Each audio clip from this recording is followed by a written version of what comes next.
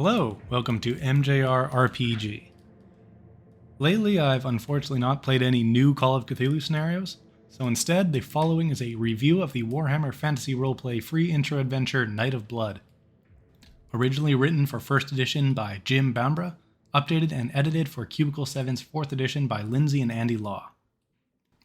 As always, the first part of this review is largely spoiler light for players and GMs, while the second half is full of spoilers, so I will warn off any players that may still be listening.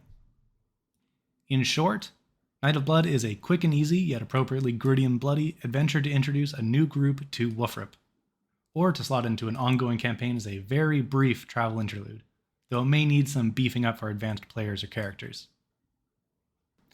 Night of Blood could likely be the first place brand new players will experience the new Warhammer Fantasy Roleplay edition, being free, short, easy to run for the GM, and leading nicely into the starter set. And it really is a perfect place to introduce new players to the old world in Warhammer 4e, showing off the darkness, horror, a few key elements of the setting to build off of, and of course, some dark humor. I can't really get into specifics of the scenario without heading into spoilers right away, but suffice to say it's a take on the classic adventurers meet in a tavern setup while putting a charming Warhammer spin on it. It's also something of a classic starter scenario along with the famed Oldenhaller contract, similar to Call of Cthulhu's The Haunting. As mentioned before, and fitting for an introduction, the scenario takes up only 7 pages, plus 1 repeat full-page map, including stat blocks and a handful of nicely drawn sketch portraits. A GM-facing map of the inn is included, and like all Andy Law era cartography, it is splendid. Not to say that the post-Law cartography is bad, it certainly isn't, but Andy's detailed maps have a definite charm to them. Playthroughs generally clock in at 3 to 4 hours, though there are plenty of opportunities for it to end sooner, while extending it would require some extra work. Night of Blood is clearly aimed at new players and less experienced characters. More experienced players could definitely still enjoy it, though they'd likely roll through it very easily.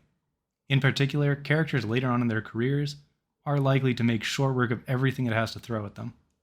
If slipping Night of Blood into an ongoing campaign, it would benefit from expanding or beefing up to give more of a challenge. I have some ideas for that in the following spoiler section.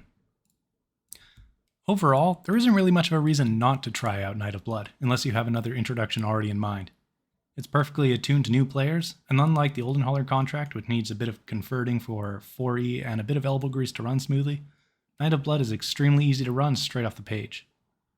I could also see it easily converted into other fantasy systems, like D&D, Pathfinder, OSR stuff like DCC or Morkborg, or horror systems. Besides a rewritten introduction and stripping out the Warhammer-specific setting, rules-wise it could largely run as is for Cthulhu Dark Ages, or even in a countryside setting for classic 1920s Call of Cthulhu. The Night of Blood PDF can be downloaded for free from DriveThruRPG or on Cubicle 7's website. The following section is full of spoilers, so if you're a player or just don't want to know what's going on, I would suggest stopping here. The structure of Night of Blood is very simple, but allows for very different approaches between parties and gives GMs tools to adjust the core mystery to suit their players' attentiveness. The adventure is at its core a mystery, but one that inevitably ends in bloodshed. The party starts on the road during a storm, stalked by beastmen, before finding shelter at a nearby inn. Some parties might be inclined to fight the beastmen, but GMs should be able to shuffle all but the most suicidal parties onward, with enough warnings or with progressively more difficult beastmen attacks. Something is off at the inn, though. The outer gates are locked, as is the inn door. When its occupants finally open the door, it's obvious, or at least should be, that not all is as it should be. The truth is, the inn's proprietor and patrons are either tied up or dead in the cellar, and a number of mutants and occultists are masquerading as them, while they prepare for a chaos ritual to summon a demon. They aren't particularly good at it, asking brusque the players and leaving all manner of obvious bloodstains around, with only one, the cultist, having the charisma and presence of mind to conceivingly act like the road warden he's disguised as. I would suggest not asking players unprompted to make any perception or intuition tests to spot bloodstains or sense the NPC's intentions. If they ask for generic tests, by all means, or if they ask about something in particular, they could be given the pertinent information without a roll. Simply acting out the NPCs as written should clue off most players that they shouldn't be trusted, but in the off chance they do simply go along with things, with a little adjusting, they could get to see a pretty fun ending. As written, the mutants dose the party's food with a sleeping drug. As they eat the food without question, they fall unconscious. and the mutants are free to conduct their ritual. The adventure oddly doesn't give an ability for the players to wake up, though GMs could find an excuse rules-wise to break the unconscious condition or fudge them waking up. I'd personally suggest having the unconscious characters be loosely tied up and dragged into the cellar, and when the mutants begin the ritual, some chaos-fueled nightmare wakes the characters up, maybe along with a cheeky corruption point, just in time to see a hostage NPC be sacrificed. As the mutants didn't think the party would wake up soon, the ropes aren't particularly tight, allowing the characters to slip out with an average strength test or some other creative method.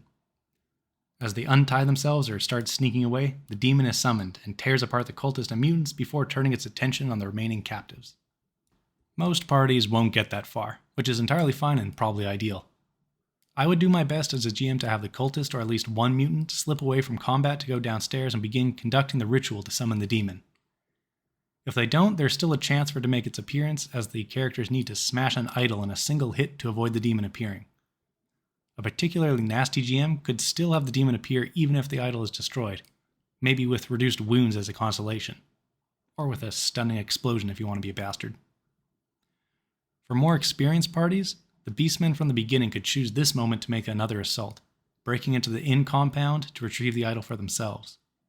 Alternatively, or additionally, the cultist could be made a magic user, putting the mutants between the party and himself so he could throw a few nasty spells into the mix. Night of Blood is all around very simple to run, but still offers enough chances for events to play out in unexpected ways to make for an engaging session for the GM. Once again, I fully recommend it as an introduction to a new Wolfrup campaign, or as a low prep interlude during travel for an ongoing campaign. The Night of Blood PDF can be downloaded for free from DriveThruRPG or Cubicle 7's website. Thank you for listening. As always, credit to Cryochamber for use of their album, Cthulhu. Till next time, have a good one.